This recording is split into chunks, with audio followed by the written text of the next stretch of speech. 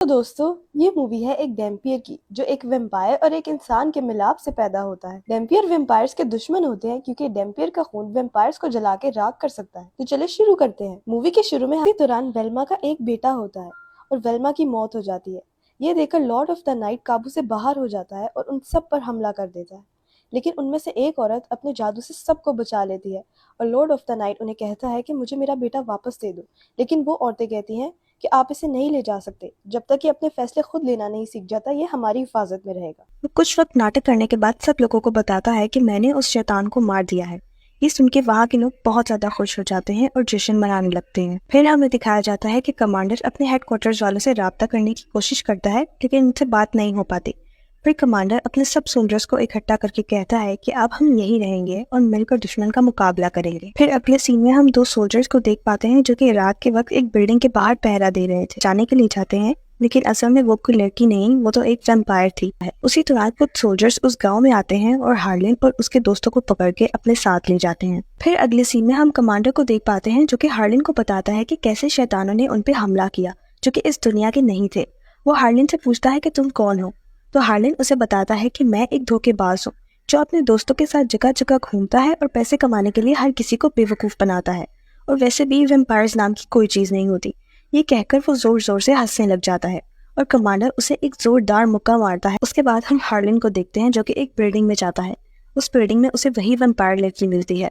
उसको कहती है कि मैं अपनी जान बचाने के लिए यहाँ छुपी हुई हूँ। ये कह के वो हार्लिन के गले लग जाती है, लेकिन उसे उसके खून से एक वैम्पायर के खून की खुशबू आती है और वो फौरन उससे पीछे हट जाती है। कि पूछने पर टेस्ला उसे बताती है कि मैं अब जो भी हूँ मैं लॉर्ड ऑफ द नाइट की वजह से हूँ। वो वैम्पायर्स को पैदा करते हैं और सूरज में भी बाहर जा सकते हैं और तुम जैसे को भी पैदा करने की ताकत रखते हैं। वो हार्लिन को ये भी बताती है कि तुम भी एक वैम्पायर हो। फिर वो उसे बताती है कि तुम्हारे फादर ने तुम्हें बचाने के लिए तुम्हें खुद से दूर रखा, वरना लॉर्ड ऑफ द नाइट कोई भी वैम्पायर पैदा होने पर उसे फौरन मार देते हैं।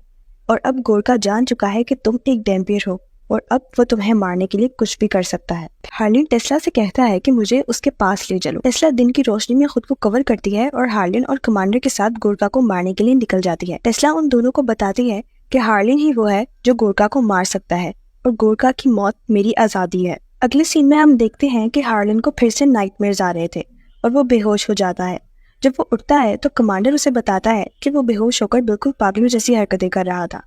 उसके बाद वो तीनों जंगल में रात गुजारने का फैसला करते हैं और अपना खून पिला के एक वैम्पायर बना देता है और उसे अपना गुलाम बना लेता है। उसके बाद हमें एक वॉर का सीन दिखाया जाता है जहाँ कमांडर अपने साथियों से कहता है कि अब शाम होने वाली है और अब वो सब वैम्पायर्स बाहर आ जाएंगे और अब यह हथियार हमारे किसी काम के नहीं रहेंगे। इस पर हार्लिन उन्हें कहता है कि मेरे पास एक आइडिया है। वो अपने हाथ पे एक कट लगाता है और अपना ब्लड उन बुलेट्स पे लगा देता है।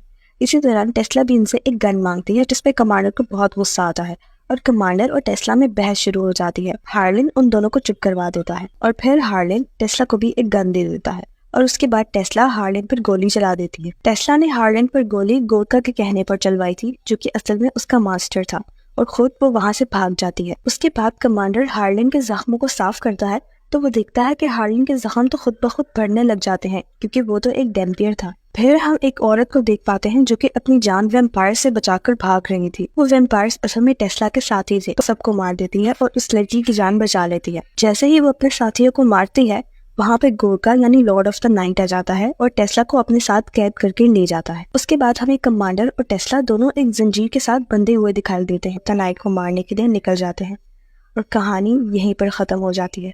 अगर आपको हमारी एक्सप्लेनेशन अच्छी लगी तो हमारा चैनल जरूर सब्सक्राइब करें ताकि हम इसी तरह का कंटेंट आपके लिए लाते रहें। Thank you for watching.